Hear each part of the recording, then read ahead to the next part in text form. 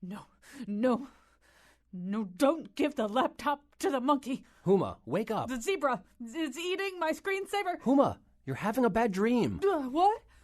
Where am I? Huma, it's me, Anthony.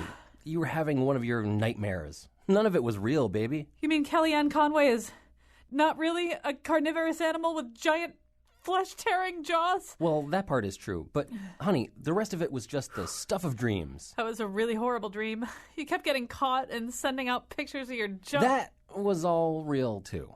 I knew it. On another subject, have you been using my laptop?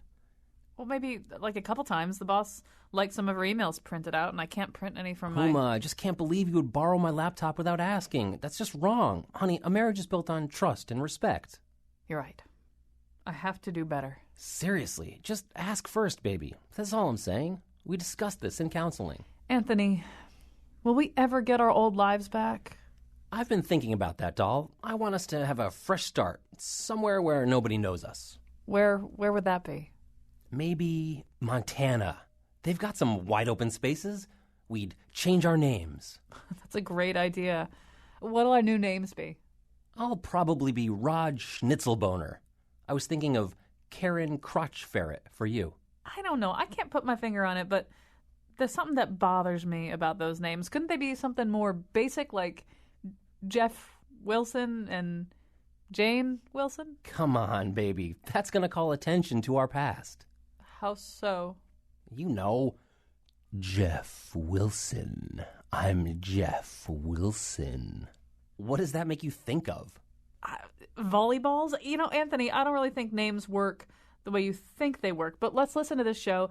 Maybe we'll get some ideas. And now he's pitching all the networks on his new series, James Comey, Real Estate Agent, Colin McEnroe. Although I sort of rethought that. Actually, what I think I want to pitch the networks on is a series where James Comey is still the FBI director, but Hillary Clinton's the president, and no one will tell him anything. He's just constantly, agents will be coming back saying, yeah, it was this huge Ruby Ridge type shootout. And he'll be going, how come no one told me? Nobody even mentioned to me that this happened. He'll be like this. I'm not sure whether it's a comedy or not. But anyway, James Comey and the poor wieners. There's so much to talk about today. We are very excited about the guests that we have. Gabriel Sherman is a national affairs editor at New York Magazine, contributor to NBC News, MSNBC, the author of the New York Times bestseller, The Loudest Voice in the Room, which used to be Roger Ailes. That was the old days when Roger Ailes had the loudest voice in the room. But he is absolutely the expert as a journalist, anyway, reporting on Fox News. And his article, Final Days, is on the cover of today's New York Magazine. Everybody's been reading it all weekend. If there hadn't been this other thing that happened, it absolutely would have been the most talked about piece of journalism this weekend. Maybe it still is. Also joining us is Sahil Kapoor, a national political reporter for Bloomberg Politics. We're going to talk about some of these developments, both some of the things that are in Gabriel's story and also some of the ways in which the Comey story unfolded. And Sahil, I'm going to begin with you. The story of James Comey, the FBI director, and these supposedly pertinent emails that were discovered apparently on Thursday, announced on Friday, hadn't actually been read. It's kind of followed a strange arc in the level of importance attached to it. Or correct me if I'm wrong about this, but it kind of seemed on Friday as though cable news just kind of took this to DEFCON 4 or whatever the worst DEFCON is. And then over the weekend, it kind of stayed there, although it kind of seemed to bleed oxygen a little bit. You know, there was a sense that, well, maybe it's like DEFCON 3.5, or maybe it's DEFCON 3, or maybe it's a nothing burger. Maybe there's nothing there. It's kind of like cable news declared this incredible emergency without really knowing whether there was one. Colin, thanks for having me on. I think what happened there is the way FBI Director James Comey worded the letter. It was vague, it was opaque. It was almost a blank canvas where anybody loved Hillary Clinton or hate her could interpret it as they wanted.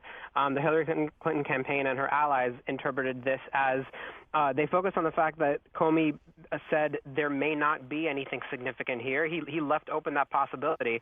And, of course, Hillary Clinton's critics saw this as validation of their belief, as many Trump fans do, that she is a criminal, that she could potentially be indicted and that the case against her isn't closed. So I think the way the letter came out, the way it was worded, left open to a lot of interpretation. And obviously, in the heat of a political campaign, people are going to exploit that to the extent that they can. The actual impact from this, it's not entirely clear because we've only had a weekend of polling, but early signs are that this is accelerating a trend that was already happening before of Republican voters moving in the direction of Trump in the final weeks. But Democrats do not seem phased. A CBS YouGov survey found that only 1% of Hillary Clinton supporters were less likely to vote for her on this, and only 5% of Democratic voters said they were less likely. 13% of Democrats said they were more likely to support her. So the one upside is as if this could have a little bit of a jolting impact to her base, lull them out of complacency. But overall, it's probably going to work against her because it's sucking all the oxygen out of the room, and it's been a bad story for her throughout this entire campaign. Although Gabriel Sherman, reading your piece, one could almost predict what the problem was going to be. There are moments in your piece where Kellyanne Conway, currently the manager of the Trump campaign, she's sort of telling Trump more or less, you don't want to have your amp turned all the way up to 11 all the time because that means you've got no place to go if you want to turn it up higher. She talks about this in terms of maybe mixing up your tweets a little bit, maybe having some happy tweets instead of all angry tweets. And that's a little bit of the Trump problem right now, right? If you've already been getting your supporters to chant, lock her up, since the convention in Cleveland, you don't necessarily have anything new to say when something like this happens. Yeah, well, thanks for having me. And, I think one of the most striking revelations of my story, and I think it's relevant to this week, is since Trump locked up the nomination, his revolving cast of advisors, starting with Paul Manafort and continuing with Kellyanne Conway and Steve Bannon, have been telling Trump that if he sticks to the issues, doesn't make news, and makes Hillary Clinton the focus, he's likely to win because of her record-high unfavorable numbers. And with this Comey story, I mean, he's been handed a unbelievable gift 8 days before the election.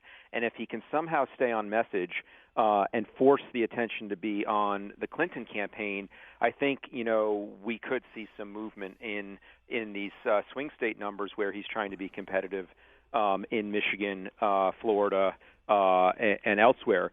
But again, knowing Trump, his advisors have failed to get him to stay focused. So I think it's, definitely a big question mark if he has the discipline to do that for the next week. Your story is a kind of fascinating depiction of things that maybe we kind of suspected or thought we knew about what was going on inside the campaign, and maybe even things that we couldn't have imagined. Now, correct me if I'm wrong. The way that I interpreted one of the things that you said in the story was that Kellyanne Conway has figured out that if she wants to influence her candidate, if she wants to be listened to, she's sort of better off going on Meet the Press or some cable news show and saying it while he's watching TV than actually just saying it to him when she's sitting in the room with him? That's part of it. It's a little more nuanced. She said that obviously she has direct access to the candidate and she does give him direct advice. But she mentioned that, yes, at other times, speaking to him through cable television, because he's an avid TV watcher, is another way to communicate with him.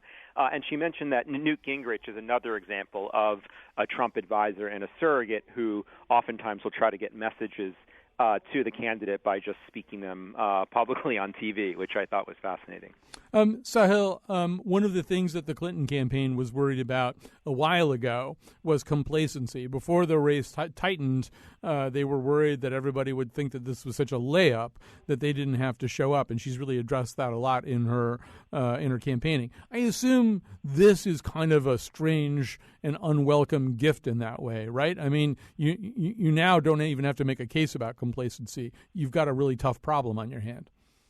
This is true, and if there's one upside that does come out of this for them, I think overall, I agree with Gabe here, it's bad for them. But if there's one upside that comes out of this, it is the jolt to the base. Now, the Clinton campaign has had a long paranoia about complacency, a well-founded and kind of a healthy paranoia about complacency that dates back all the way to the primary, and they've had this in the general election as well. I mean, people are not quite as, visibly, at least on the surface, excited about her candidacy as they were about President Obama's, but mainly it's that her coalition is made up of low-propensity voters, minorities, African Americans, Hispanics, unmarried women, millennials. These are not easy people to turn out to the polls, and they tend only to really turn out in presidential election years with a lot of effort, as President Obama made in 2008 and 2012. So yes, they've been worried about this from the start. They do believe, the sense I've gotten from people close to the campaign is they do believe this helps their case. The campaign chairman, John Podesta, wrote to supporters that it's all on the line. You cannot take anything for granted. This kind of adds, this gives them a little bit more oxygen to make that argument. But, again, overall, this is bad for her because the email issue has led to not only declining favorable numbers for her, but it's led to sky-high perceptions of her being dishonest and untrustworthy. That's something she's constantly had to battle. There's some polls for long stretches of time that have found her even more dishonest and perceived as more dishonest and untrustworthy than Donald Trump. That certainly drives her campaign nuts when they see that, and this is not going to help that. Gabe Sahil just used the word effort. And effort is something that comes up in your story. Just how much effort is anybody willing to make? And when you have these constant changes of leadership, going from Manafort to Conway and Bannon and stuff like that, how well can you keep anything organized? And so I think we do know that the Clinton team has this huge data analytics effort going and, chasing absentee ballots and working on early voting and stuff like that. And contra, I don't know how granular you were able to get, but high up in your story there's this moment where Trump says to Kellyanne Conway, "Well, if we win, it'll be okay, it'll be great, and if we lose, it'll be okay too." And she says, "No, it won't. I mean, there are all these people who've pinned their hopes to you, and your dry cleaning bill is like their your salary for them. It's going to be okay." But there's a way in which that effort and that desperation has never been there. Yeah, I think that's both. It works for Trump and it works against him. I've covered his campaign beginning since the primary, and as his advisors will tell you, when he jumped into the race, he never thought he would be here. I mean, he always expected to drop out during the primaries and go back to hosting The Apprentice, and I think he shocked and surprised himself by doing so well. So throughout this entire campaign, there has been a feeling of, I never thought I would be here, so I've done better than I ever expected. And I actually think his supporters, there's a part of them that likes that, his sense of he doesn't live for politics. He always presents himself as not a politician. And so the fact that he doesn't, live and breathe this stuff, I think is refreshing to the people that are drawn to his candidacy. Now, the downside of that is, as you mentioned, he's not necessarily, hungry, and when things don't go his way, he kind of just rolls up his sleeves and say, well, I really didn't want it anyways. So I think you see that tension that is played out, and I think one of the other themes I just want to touch on is I don't think Trump has fully processed the sort of depth and the intensity of this movement, and that this is not just a reality show, and this is actually, people really care passionately about trying to change the country, especially, Trump's downtrodden supporters. And so I think what Kellyanne Conway was trying to communicate in that exchange was this isn't just about you. This is about a movement, and you really have to think about the people that are turning out to support you, and you have to sacrifice for them. Yeah, I want to come back to that, Gabe, because it's one of the really interesting things in your article is the way in which various people who are high-ranking officers in the campaign, I think, have different understandings or definitions about what's going on or what the likely end game might be. But before we get to that, Sahil, you've already kind of alluded to this, but maybe we should say it directly. The polling's tightening. Maybe this is kind of feeling a little bit more like a 3-point race. But when you look at the electoral map, it still does look as though Trump would have to do some amazing things, right? I mean, he would have to win some places that he's going to struggle to win, and probably then win one more very blue state in order to pull off the electoral vote total.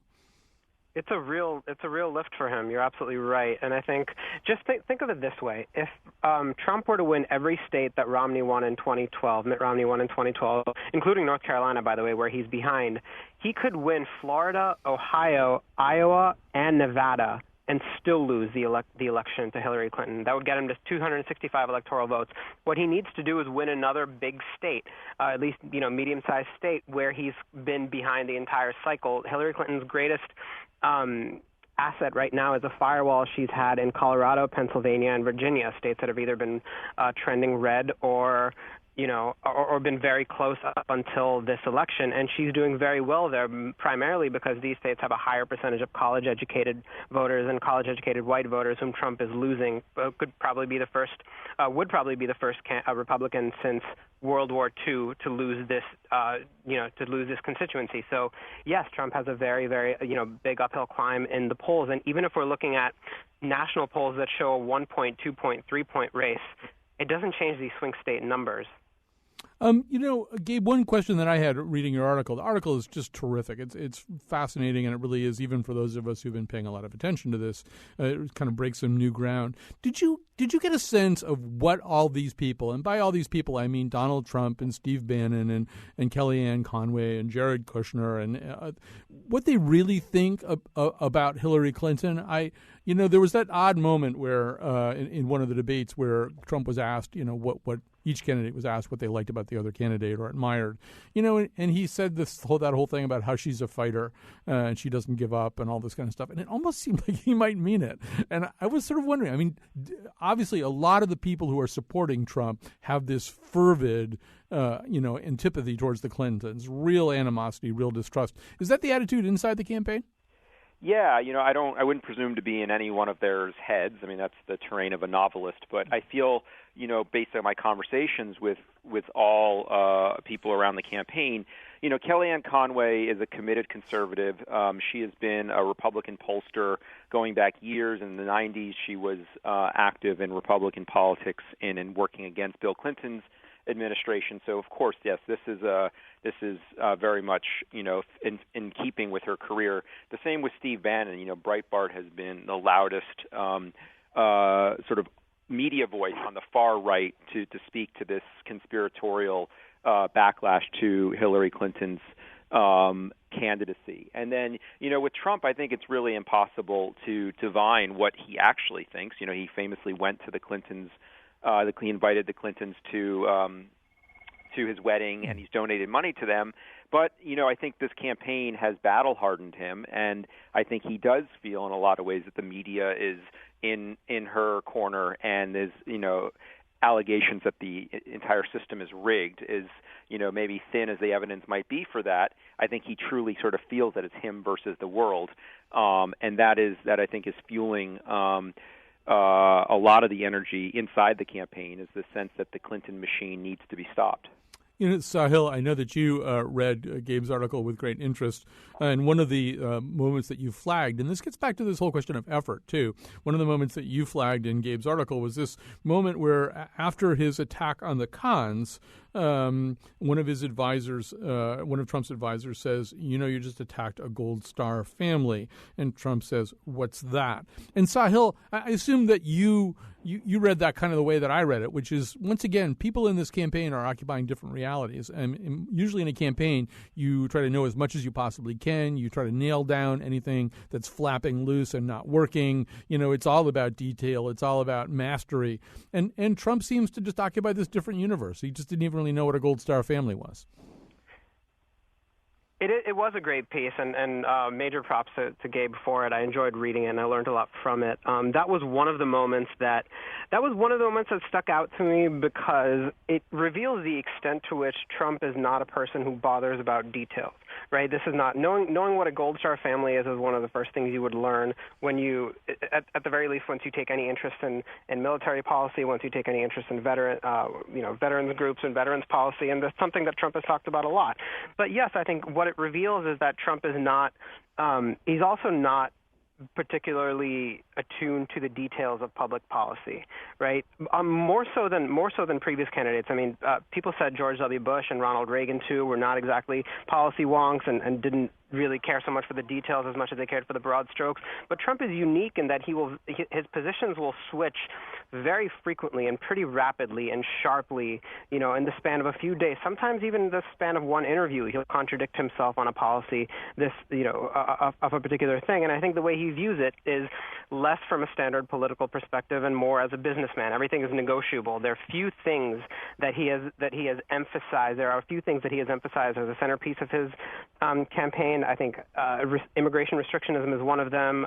Trade protectionism is another one of them. apart from that, most of the rest of it is negotiable. He talks about broad strokes, and then he says, and he seems to believe that he'd be willing to be flexible on it, and his supporters are fine with it as long as he's offering this core answer to their grievances, that these are the people who are keeping you down. It's immigrants, it's trade policies, it's globalists, it's elitists, the media. But it also reveals the extent to which voters aren't poring over the details of public policy either. The fact that he's been so successful in the primary and is within striking distance, at least in some national polls, to the popular vote in the general election. So, Gabe, one of the things that you explore in this piece is not only the home stretch, but the post-game.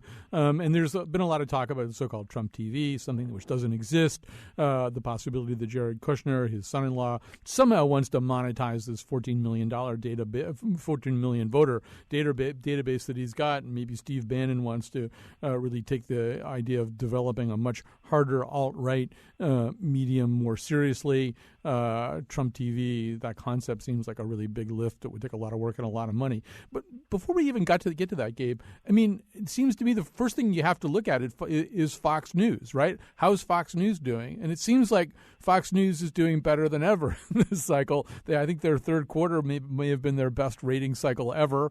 And in a way, it seems that post-Ailes, in the Megyn Kelly era, Fox News might even be in a position to center itself a little bit, move a little bit towards at least the perceived center and attract a different kind of viewer. Do you think, as somebody who's really studied Fox News, that this cycle is going to do that for them, or are they going to just go back to being what they always were? Well, I think it's a big question mark. I think, while this election cycle has been great for cable news, I think Fox News, among the three networks, faces the most uncertainty with the leadership change. All of their major marquee primetime talent, Megyn Kelly, Sean Hannity, and Bill O'Reilly, have staked out sort of competing views about this election. Megyn Kelly has been caught in the middle, being the most sort of centrist when it comes to Trump. Hannity the most so, and then O'Reilly less so, being in the pro-Trump camp. And now that Ailes is out of the picture, the network doesn't have sort of a firm hand on the tiller to stake out what its editorial philosophy will be.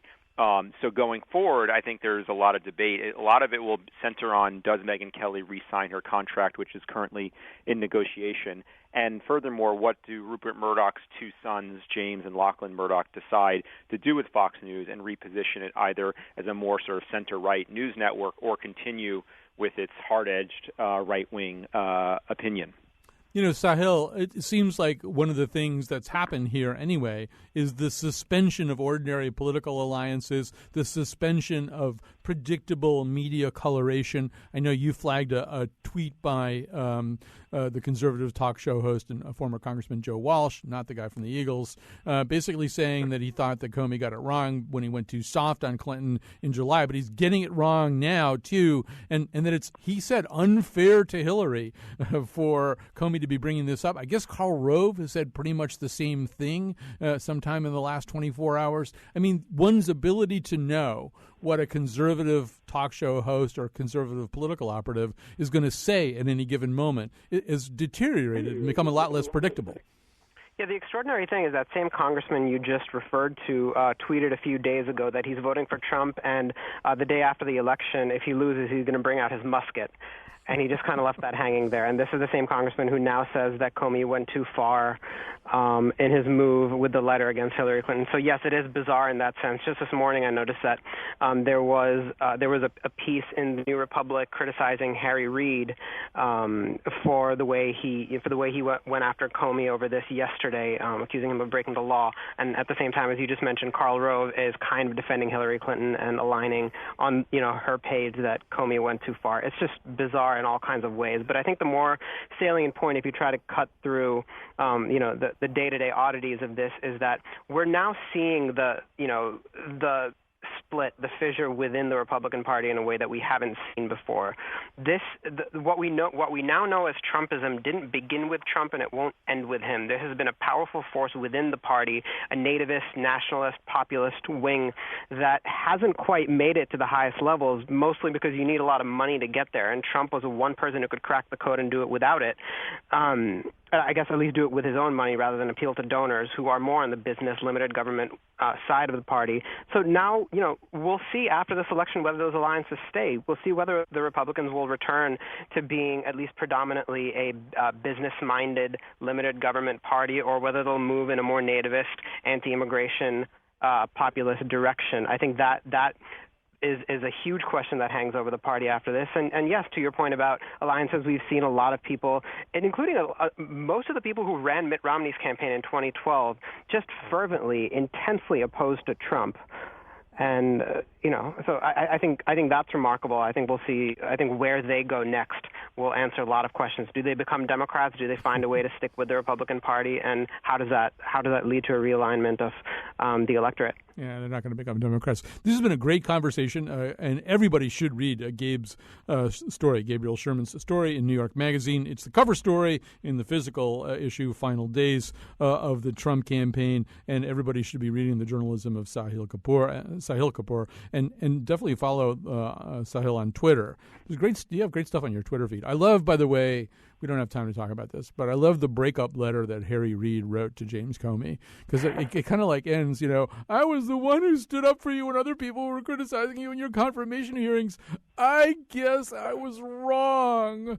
That letter was extraordinary in so many ways, but that was one of them. It was so tear-stained. All right, we have to take a break. Thanks very much to Sahil and to Gabriel Sherman. We'll be back. We're going to talk about how people's psychologies and personalities affect the kind of political choices they make, especially in such a complicated race. America will die after this election without a man for her protection. Okay, before I bring our guests on board here, I got to tell you about two things, or I'll get in a lot of trouble. One of them is that on Thursday at 3 p.m., Richard Dreyfuss and I are going to take the stage at Theater Works. He's there playing Einstein right now. We're going to have a conversation on stage, which you are invited to come to. We've got some tickets left. There are seats left here, 3 o'clock in the afternoon. We'll be taping it. The shorter version of it will turn into our show. But if you want to hear the full conversation, and he's like a very civics and politics-oriented kind of guy, it turns out. So if you want to hear that full conversation, you got to get tickets. You got to call the Theater Works box office, Theater Works in Hartford, and then come on down to Pearl Street on Thursday and join us. That's number one. Number two is another onstage thing. This has just been announced, but on November 30th, as part of the Chatfield Lecture Series, which is connected to Watkinson School, I will be on stage at Infinity Hall interviewing the acclaimed biographer and journalist John Meacham, most recently a massive biography of George H.W. Bush, but also biographies of people like Andrew Jackson in the past, former editor of Newsweek. This is November 30th at Infinity Hall, and it's free. It's absolutely free. You do have to reserve a spot. You have to call, I think you have to call Watkinson School and try that anyway, and reserve a spot. I'll be getting you more details about this. It just got announced, but it's very exciting. John Meacham is a very big deal, and this is something that, in honor of Jack Chatfield, a former teacher at Watkinson and professor at Trinity, in honor of Jack Chatfield, is free, open to the public. You just call and make sure you get a seat, and you get to do this. Okay, so those are my things. Now it's time to talk to our guests. We have new guests here in studio. Carolyn Lynn is here in studio, professor of communication at UConn. Paul Teager, founder and CEO of Speed Reading People and the co-author with Barbara Barron Teager of the best-selling book Do What You Are, and many other books also about personality types. So we're going to explore the question, a bunch of questions here connected to how people make political choices.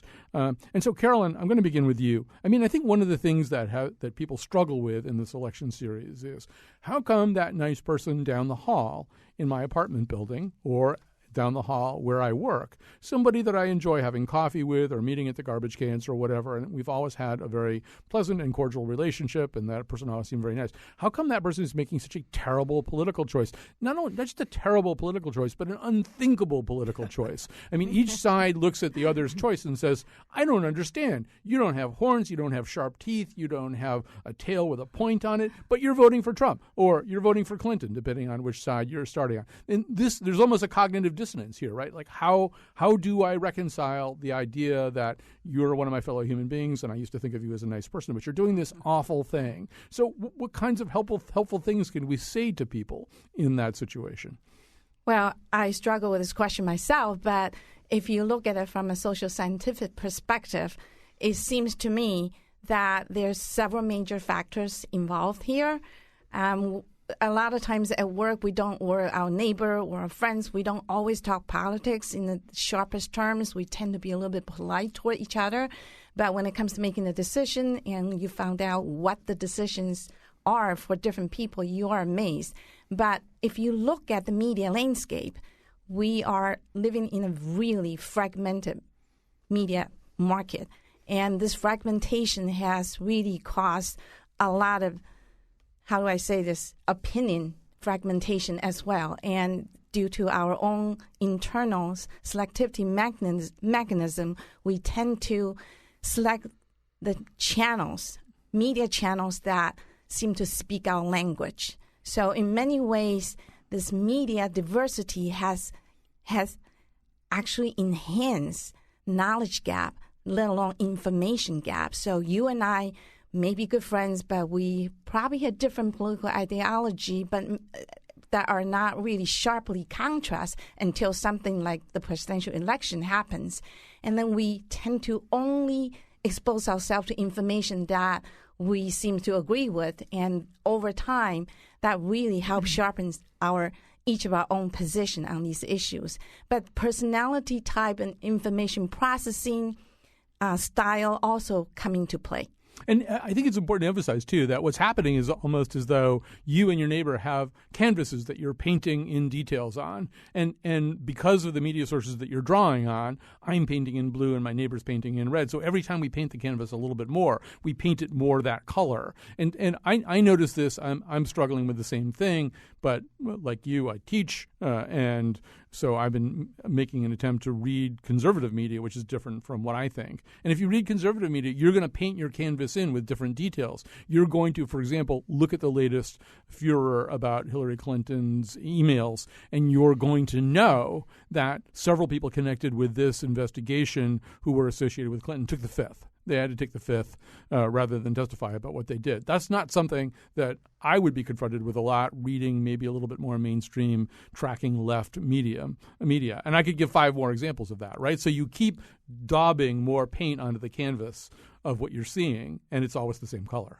Yes, and unfortunately, that's especially prominent in this year's election because you have Donald Trump, who's a very provocative candidate, and you had Clinton, who has been in the public eye for a very long time, and people have very strong opinion about who she really is. And this canvas just gets darker and darker and darker as we speak. So, Paul, you've studied, 2,800 people? You've interviewed 2,800 people. I did a survey online with 2,700 people. Yeah. And looked at their personality types and their predispositions politically, conservative, liberal, Trump, Hillary. Found out some really interesting stuff. Like, what did you find out? Well, first of all, let me back up a little bit. I think that this is not sort of a random explanation. I think there's some science to this, and that is that there are a lot more people like Trump than there are people like Hillary in terms of hard wiring. I don't want to get too in the weeds here, but people tend to look at the world in one of 2 big ways. One is what we call sensing types, which are very concrete, realistic, down to earth, and see what's in front of them. Other people, only about 25%, look at the world using their sixth sense, kind of read between the lines, the big picture. And it's 75-25, and so there are a lot more people who are, by nature, ones who do not, here's the thing you hear about Trump more than anything else, from anybody. I like that he says what's on his mind, right? But sensing types, especially low education sensing types, stop there. Right. It's the intuitives to go, yeah, but what's on his mind? How is the fact that he bans 1 billion people going to affect our war on terrorism? How is it going to affect democracy? How is it going to affect blah, blah, blah? And so the deck is really stacked. I don't want to get into that metaphor, but the deck is really stacked against the more liberal folks because there are a lot more people who by their nature are conservative. That's what I found. Yeah, or at least, in terms of how they perceive the world. So I'll give an example of this. It's not from the campaign. It's from Trump's distant past. So during the 90s, I think I have that right, this just came up in The Current again this weekend. They were talking about Trump's Connecticut years. And at one point there was a hearing about who was going to get a casino license. And he was talking about the Mashantucket Pequots. And he said famously or infamously, he said, said, they don't look like Indians to me. And people knew what he meant, which is that they look probably more like what his idea of African-American people is. They don't look so much like Indians. So to an intuitive person, which you say is in the minority, an intuitive person would look at that and say, well, they don't look like Indians because, first of all, your idea of Indians is probably conditioned from watching Westerns and stuff like that, and you haven't factored in that they have intermarried, they've lived here in the United States, they've intermarried, they've married some black people. There's all kinds of reasons why maybe they look more African-American than they look Indian. But but that other huge bulk of censors would hear that statement and go, yeah, they don't look like Indians. They don't look like any Indian I ever saw, And so what should get him in trouble, I say should in quotes, like we think that should get him in trouble, probably resounds pretty well with a certain percentage of the public. I think it does. And the reality is that, people want everybody else to be like them. We relate best to people like ourselves.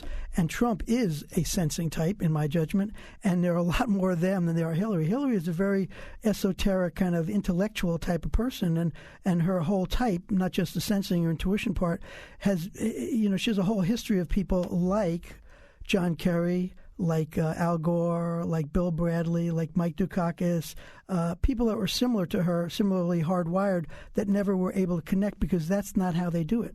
So, Carolyn, one of the things that happens is we know, we've done shows about this, people make decisions about political candidacies sometimes in the first 3 or 4 seconds of seeing a picture of the person. There's an imprinting. We're like baby ducks. You imprint on somebody, and then it's very hard to change that impression. And people may also imprint in the sense of just reading the person a certain way. Maybe the Clintons strike you as these fundamentally late 60s, early 70s hippie, draft-dodging, pot-smoking punks who grew up just to be the people that they are today. And you can't shake that. And nothing that you say, the notion that you could add a bunch of other logs to a different fire and get people to cluster around that fire, it's a hopeless case, right? The deed already got done way, way, way back at the beginning of the relationship. I have to agree, but I think one of the issues with the Clinton campaign is they have a sense of inevitability. They think that this is their year, they will get this done, and they did not take Trump very seriously. But the other thing is that Hillary is a policy person, not really exactly someone who could communicate in public very well in the sense that is, yes, that's someone that I could talk with, I could actually connect with, and we already know this. But more importantly, if I want to talk about the more serious level in terms of comparing these two candidates, and that is voters want to feel that their voices are heard. So when Hillary Clinton's campaign first came out, they didn't even have a slogan, if you think about it. Later on, they have Stronger Together.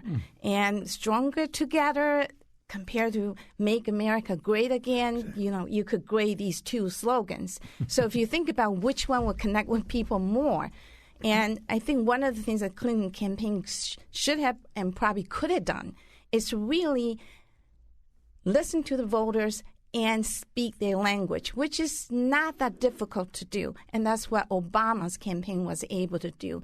Change we could believe in. Who could argue with that? So I think they have this sense of destiny, and they didn't think about there are people who are not happy. There are people who have problems.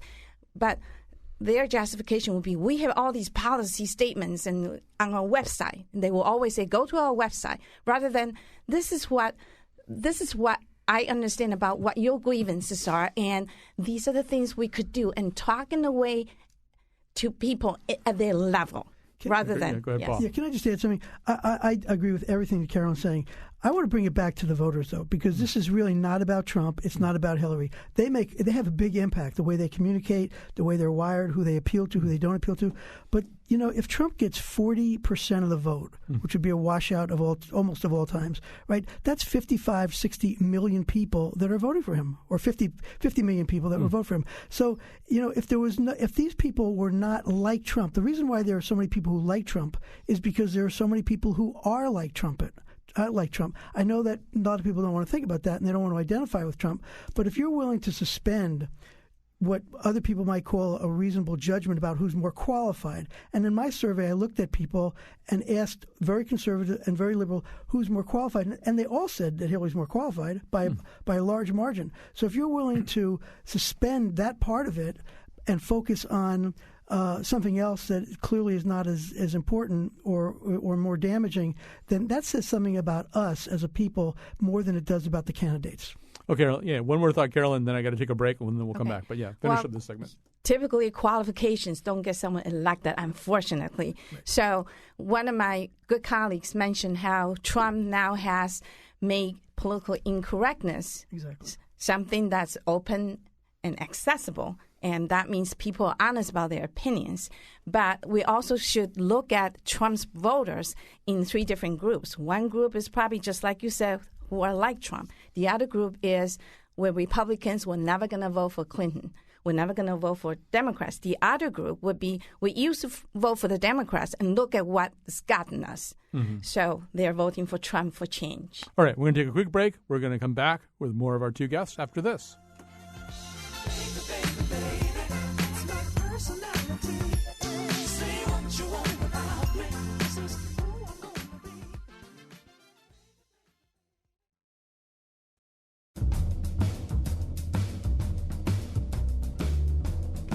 Very, very, very, very, very, very, very special thanks to Greg Hill for his performance on the intro to today's show and for his hilarious voice acting on many hundreds of other Colin McEnroe show intros.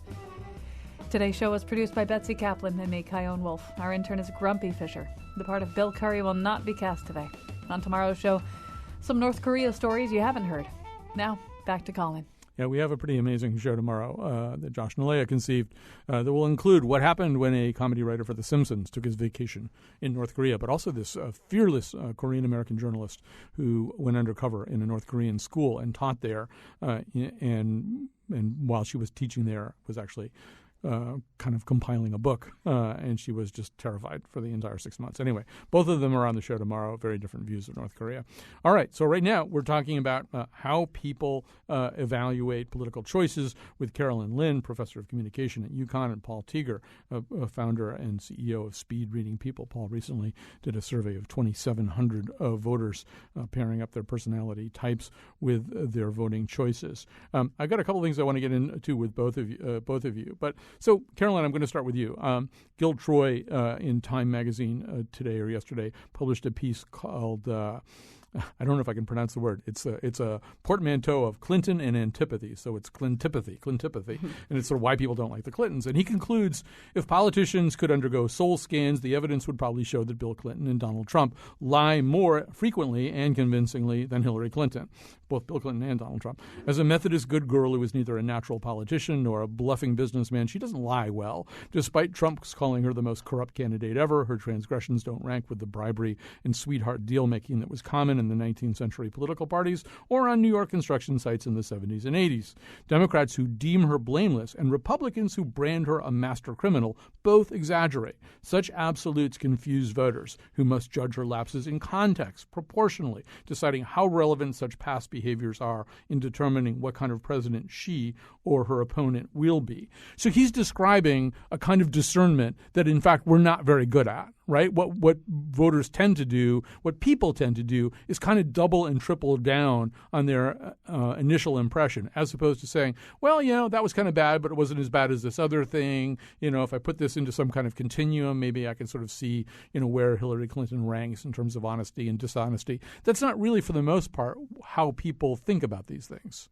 Well, unfortunately, initial impression about a politician such as Hillary Clinton has been going on for so long, and it's become very deep-rooted belief in a lot of people's minds. And I think one of the issues that Hillary has always had trouble dealing with, and that is the difference between appearance and reality. Mm-hmm. And what happened with most voters and most media audiences is we tend to gravitate towards the headlines, especially in today's media environment. You had 24-hour media cycle. The media recycle the news over and over and over again. And what a lot of times the media people don't think about is the burnout factor. So whatever that people heard the first time, they tend to just take that and run with it. And a lot of times, I have to say, especially for cable media, they tend to use more sensational headlines. And if you look at the headline, sometimes you read the news, the headline says something, and you actually read the story. The story is not exactly what the headline says, but a lot of times the headline is what's stuck in the mind. So, Paul, I haven't looked lately, but within a week or so, there were 3 times as many undecided voters in this cycle as there were Romney versus Clinton 4 years ago. So what did you learn about people who are undecided? What kind of personalities do they have? The way I asked the question was, how likely are you to change your mind? And this survey started about 2 months ago and ended a couple weeks ago. So this is before Friday's revelation. Okay, so that's important to note.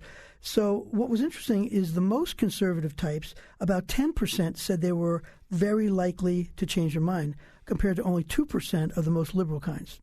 So that boded well for me and my ilk. The other thing was I also asked those same folks, did you vote in the last election, the last presidential election?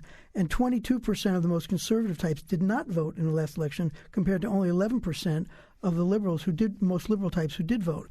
So I think that it sort of bodes well, I think, for people like me. However, I have to worry that if you haven't, and I've also, seen stats that said 15, 20% haven't made up their mind yet. I think that if you haven't made up your mind yet, you're more in the Trump camp. And the reason why is because there's been a lot of opportunity to contrast these two. So that would be my assessment. I wonder if you would agree with that or not, Caroline. I'm not so sure, because what happened is that this particular event that happened on Friday, the FBI investigation, now it's going to be a real investigation, might just jolt the liberal base a little bit more strongly, and that could help mobilize some people who might have feel a little bit lukewarm about Hillary, and they had always voted Democrats, to come out. It's possible. Well, the one thing I learned as a jury consultant is we all see what we want to see. Yes. So I'd like to see that also. In general, what I would just say, from having reported a lot of campaigns and studied a lot of campaigns, is Democratic operations, and this is especially true this time around compared to the Trump operations, they have a lot of practice and expertise at turning out unlikely voters. They make their living off of unlikely voters, because there are a lot of people in sort of disenfranchised or marginalized parts of society who, if they did vote, would vote for Democrats. So Democrats have gotten very good at pulling those votes. For example, in minority areas and stuff like that, saying, no, you really have to vote. It does matter, that kind of stuff. Republicans tend to be a little less good at that. Their base turns out pretty reliably anyway. So, if there is the thing that you saw, which is a bigger group of people who hadn't voted in the last election who are effectively conservatives, it may be tougher. I mean, even in a typical year, it would be harder for the Republicans to reach them because they're not as good at it. But, with Trump having very little of a turnout operation or data analytics or anything like that, it probably works the other way. One can only hope. Yeah. So I want to thank both of you for doing this. And this is, we're still as agnostic, I guess, as we ever were. Did you wind up able to? Did your 2,700 people vote one way or another? Do you have vote totals? What did you come up with? Well, more people in this group were for Hillary, but the important thing in my research was that certain types were very, very strongly for Trump, and other types were very, very strongly for Hillary. So my interest is in how different people, based on their wiring, are more likely to go one way or the other, and that was very confirming in the research. All right. So more to come in terms of our coverage, although tomorrow we're going off to North Korea for a while. Thanks very much to Betsy Kaplan for getting the show together, to Gabriel Sherman from New York Magazine, and Sahil Kapoor from Bloomberg Politics. Thanks also to Carolyn Lin from UConn, who's in here right now. She's a professor of communication, and Paul Teager, founder and CEO of Speed Reading People. Hope you enjoyed this. We'll be back tomorrow. Thanks for joining us today. Thanks to everybody who helped out, to Kayon Wolf, and especially Greg Hill. Can't tell, but I'm in fear. With a sleight of hand, I'll make people disappear. I'd show you how it's done, but I don't know what I'm doing. One false move and gone. I'm here alone now, and it's funny how in this land of the strong, you can only be